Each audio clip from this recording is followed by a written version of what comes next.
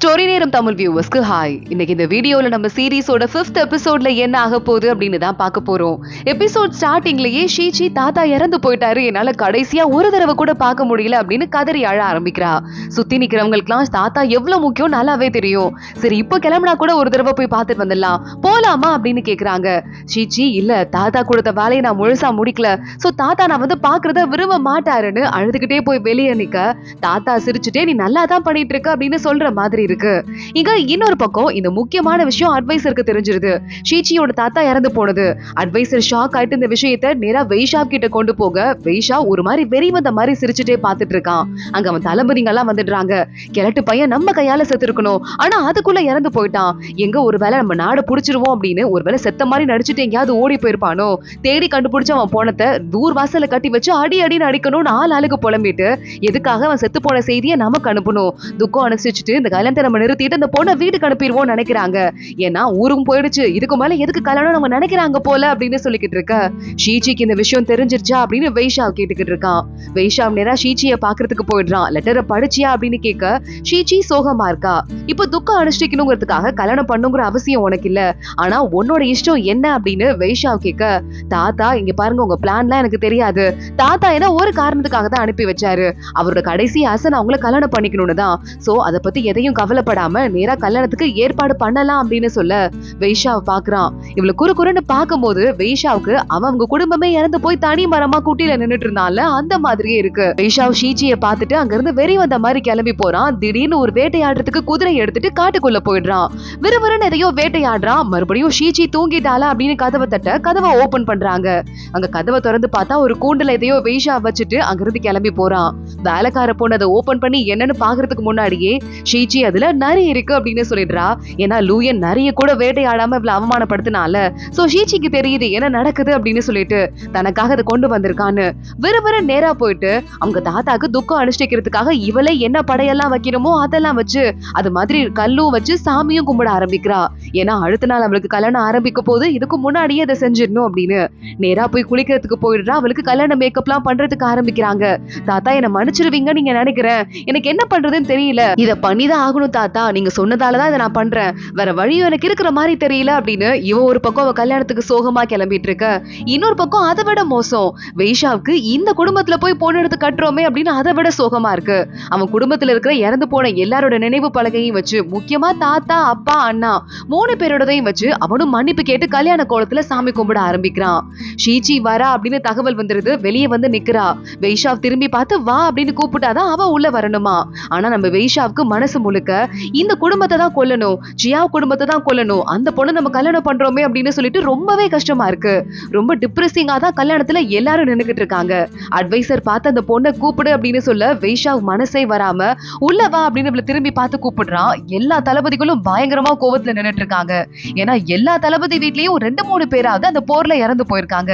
எல்லாத்துக்கும் இவங்க தானே காரணம் அப்படின்னு வெயிட் பண்ண உள்ள வர ஷீச்சி லைட்டா ஸ்லிப் ஆகி விழ போறா. வெய்ஷாவ் அவளை புடிச்சிடுறான். முன்னாடி வந்து நிக்கிறா. கல்யாண சடங்கெல்லாம் ஆரம்பிக்கிறாங்க.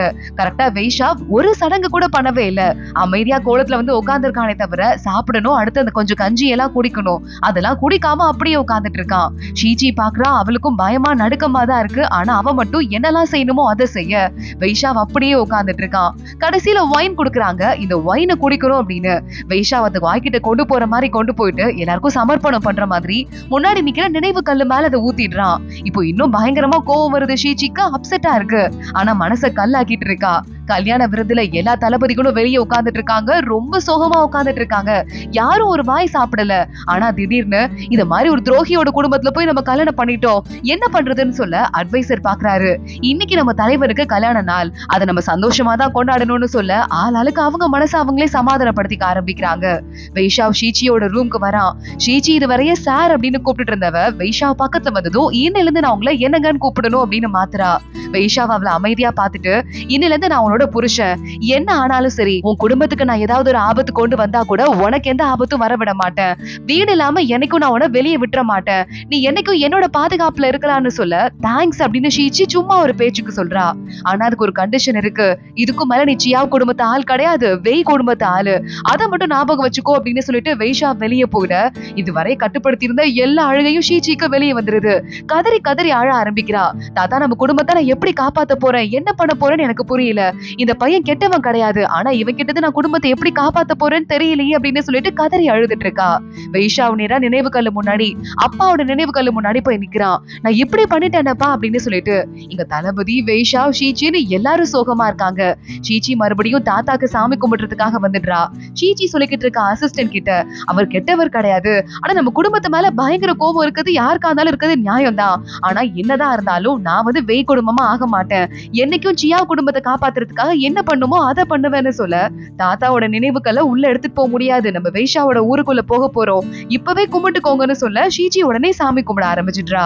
வெய்ஷா ஷீச்சியோட சேர்ந்துட்டு இந்த ஊர்வலம் வெய்ஷாவோட சொந்த ஊருக்கு கிளம்ப ஆரம்பிக்குது. ஒரு படையோடயே இவங்க எல்லாம் வண்டியில உட்காந்து தூங்கிக்கிட்டு இருக்க ஷீச்சி மட்டும் விண்டோவை ஓபன் பண்ணி பாக்குறா. வெய்ஷா பக்கத்துலயே குதிரையை ஓட்டிட்டு வந்துட்டு இருக்கான்.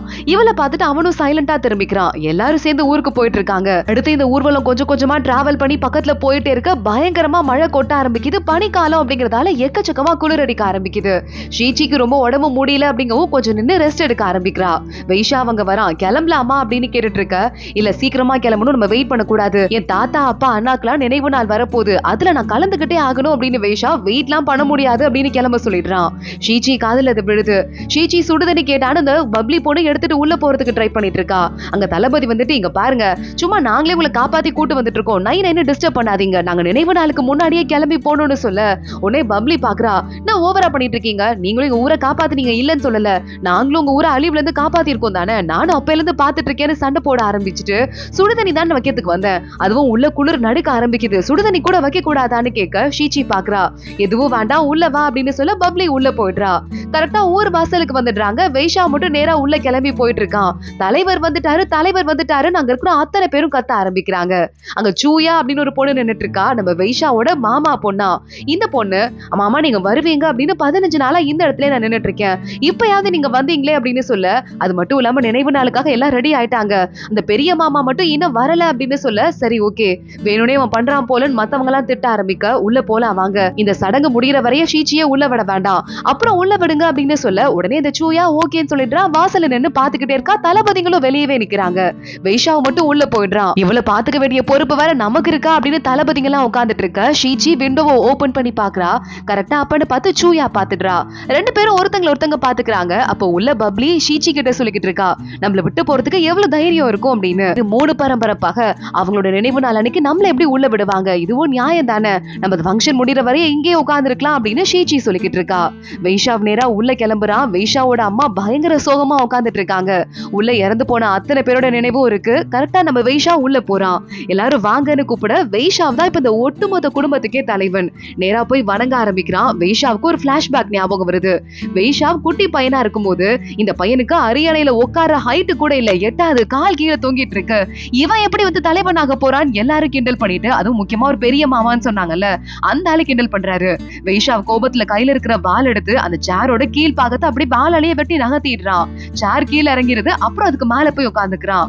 ரத்தத்தை பார்த்து பயந்து கத்துற பையனுக்கு இங்க என்ன வேலை அப்படின்னு அந்த மாமா மறுபடியும் கிண்டல் பண்ண, வெய்ஷாவ் அவனோட கைய அவனே அவன் வாளால வெட்டிக்கிட்டு ரத்தத்தை எல்லார் முன்னாடியும் காட்டிக்கிட்டு இருக்கான். அவங்க அம்மா கதறி அழ ஆரம்பிக்கிறாங்க.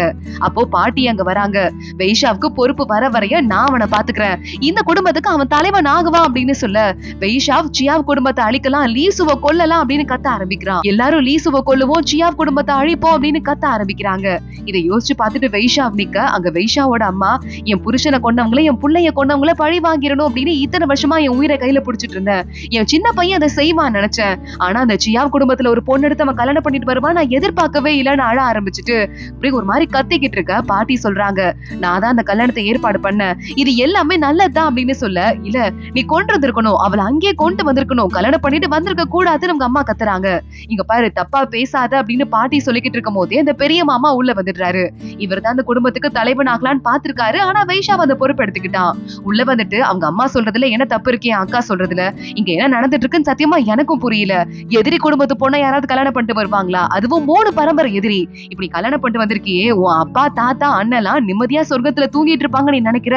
இந்நேரம் அப்படியே அவங்களுக்கு நில அதிர்வே வந்திருக்காது. அது மட்டும் இல்லாம சியாவ் குடும்பத்தை கொல்லுவோம்னு சொல்லிட்டு சம்மந்தம் பண்ணிட்டு வந்திருக்க. இந்த மாதிரி ஒரு கேவலத்தெல்லாம் நம்ம குடும்பத்துக்கு தலைவனா இருக்கிற ஒருத்தர் செய்யலாமா என்ன? இங்க யார் நினைவுகள் இருக்கு? உன் அப்பாவோடது, உன் தாத்தாவோடது, உன் அண்ணனோடது அப்படின்னு கத்த ஆரம்பிக்க அட்வைசரை கூப்பிட ஆரம்பிக்கிறான் வைஷாவ், எந்த எக்ஸ்பிரஷனும் காட்டாம. அட்வைசர் பன்னியோட சீலை கொண்டு வந்து வைக்கிறாரு. சொல்றாரு, இந்த பன்னியோட சீல் மூலமா போரே இல்லாம பன்னியை நம்ம புடிச்சாச்சு.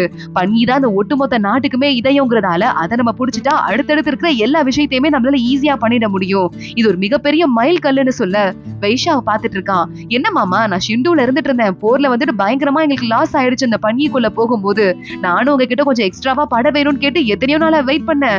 ஒண்ணும் வரவே இல்லையே அப்படின்னு நக்கலா கேட்க வைஷாவோட மாமா பாத்துட்டான். இங்க பாருங்க, எனக்கும் வந்துட்டு இங்க பயங்கர ப்ராப்ளம் இருந்தது. நான் எப்படி அனுப்ப முடியும் அப்படின்னு கேட்டுட்டு இருக்க வைஷாவ் திரும்பிட்டு, ஆமா அங்க டேம் இருக்கு, அதை நம்ம தான் கட்டணும். என் தாத்தாவோட ஆசையை நிறைவேற்றுறது தான் என்னோட ஆசையும். தாத்தா அந்த டேம கட்டுறதுக்கு தான் ரொம்ப முக்கியமா இருந்தாரு.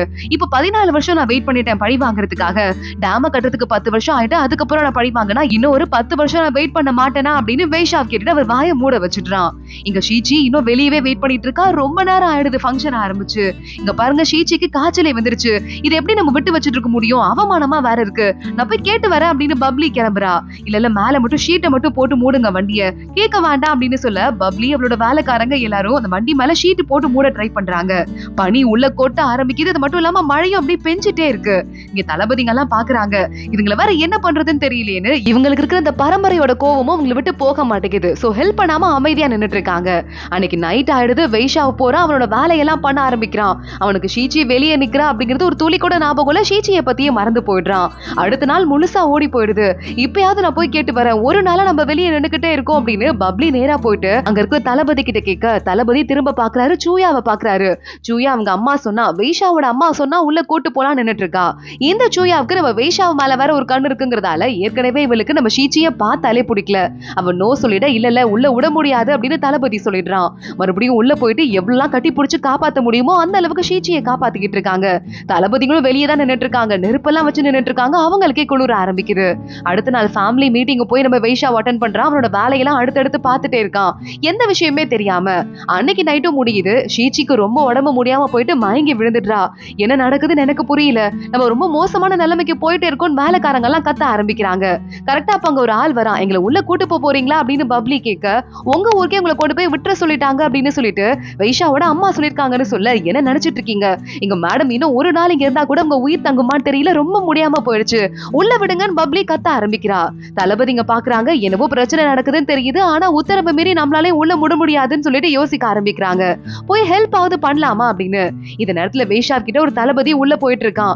இன்னொரு தளபதி எங்கடா அப்படின்னு வைஷாவ் கேட்க, அவர்தான் வந்துட்டு ஷீச்சியை பாத்துக்கிறதுக்காக வாசல்லயே நிக்கிறாருன்னு சொல்ல, ஷீச்சி இன்னும் உள்ள வரலையா அப்படின்னு வைஷாவ் கேக்குறான். இவங்க பேசுறத அந்த சூயா ஒட்டு கேட்டுடுறா.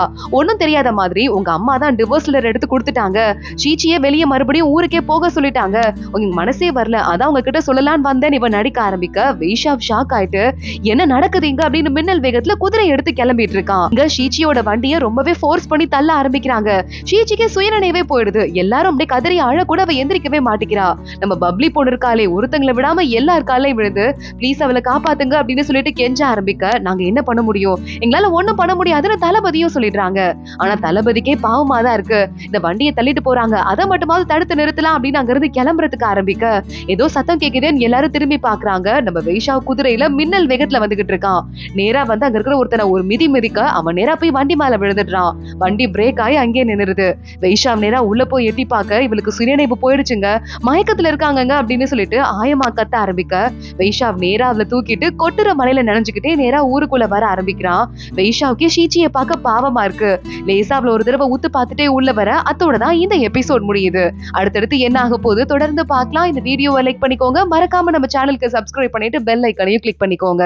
அடுத்த வீடியோல பார்க்கலாம். அது வரைய பாய்.